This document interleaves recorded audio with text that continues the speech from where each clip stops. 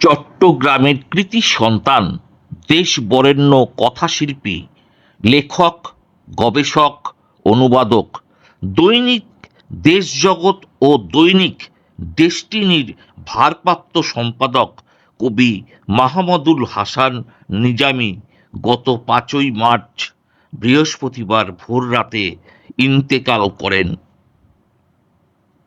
ইন্নালিল্লাহি রাজিউন। মৃত্যুকালে তার বয়স হয়েছিল ৫৫ বছর।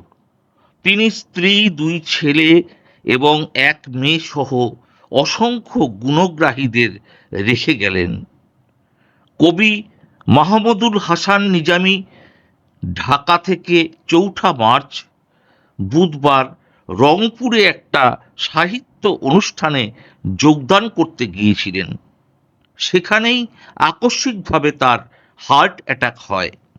এরপর তাকে রংপুর মেডিকেল কলেজ হাসপাতালে নিয়ে গেলেই সেখানেই তার মৃত্যু হয়। উল্লেখ্য, কবি মাহমুদুল হাসান নিজামী ১৯৭১ সালের 1 ফেব্রুয়ারি চট্টগ্রাম জেলার সন্দ্বীপ উপজেলার কালাপানিয়ায় জন্মগ্রহণ করেন। তিনি এক সম্ভ্রান্ত পরিবারের সন্তান। তার পিতার নাম মাওলানা আবদুল্লাহ, মাতা মাইমুনা খাতুন। তার পিতা অসংখ্য শিক্ষা প্রতিষ্ঠানের প্রতিষ্ঠাতা। তার প্রকাশিত গ্রন্থের সংখ্যা ১৩২টিরও বেশি।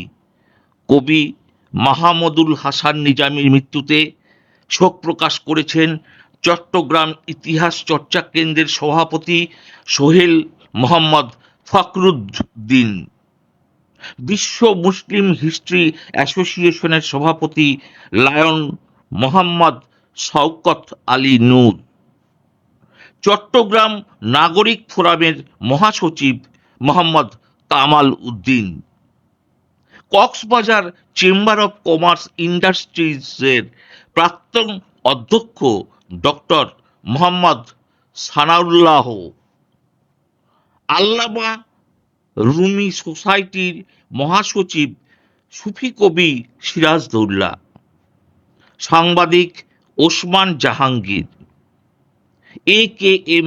আবু ইউসুফ, ভাষা আন্দোলন স্মৃতিরক্ষা পরিষদের সাধারণ সম্পাদক মআআ মুক্তাদির, কবি তারকনাথ দত্ত, ভারতবর্ষের বিশিষ্ট চলচ্চিত্র অভিনেত্রী ও বাচিক শিল্পী সর্বাণী চ্যাটার্জি ও ভারতবর্ষের নক্ষত্র নিউজ ডিজিটাল নিউজ পোর্টালের চেয়ারম্যান এবং managing director journalist Shri Surajit Chowdhury মহাশয়।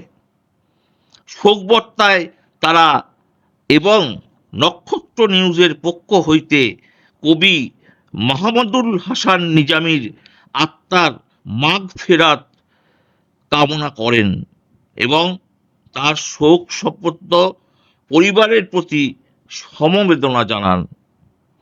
আমাদের নিউজ কর্তৃপক্ষকে এই বার্তাটি প্রেরণ করেন চট্টগ্রাম ইতিহাস চর্চা কেন্দ্রের সভাপতি সোহেল মোহাম্মদ ফখরুদ্দিন মহাশয়। আপনারা দেখছেন নক্ষত্র নিউজ, যেখানে আপনিও নজরবন্দী।